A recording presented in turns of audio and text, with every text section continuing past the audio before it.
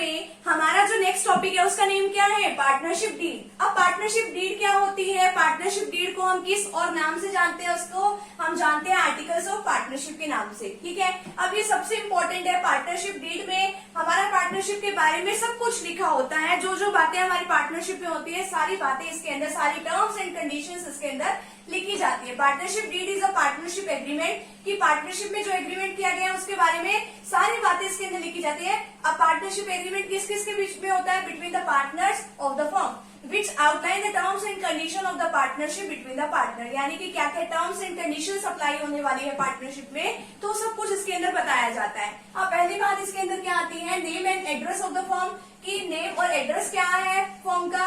अब पार्टनर्स का क्या नेम है, उनका कहाँ कहाँ पे एड्रेस है, इंटरेस्ट ऑन कैपिटल की क्या, उनकी कैपिटल पे जितनी कैपिटल अब लेके तो आएंगे ना पार्टनर कुछ ना कुछ, क्या उनकी कैपिटल पे इंटरेस्ट दिया जाएगा।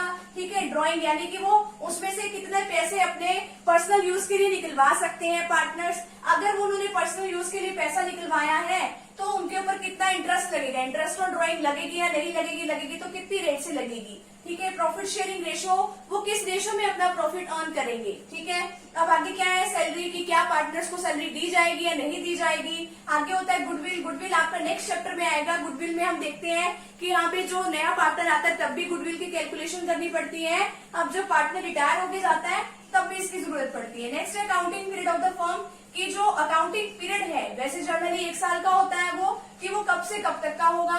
ऑडिटिंग की बुक्स की जो ऑडिटिंग है, ऑडिट करने कौन आएगा, किस तरीके से चेकिंग होगी, वो सब बताया जाता है। नेक्स्ट है date of commencement of partnership, कि अब जो पार्टनरशिप है वो किस डेट से स्टार्ट होने जा रही है वो बताया जाता है। कितने टाइम तक पार्टनरशिप चलेगी उसकी ड्यूरेशन बताई जाती है। नेक्स्ट है rules to be followed in case of admission of a partner.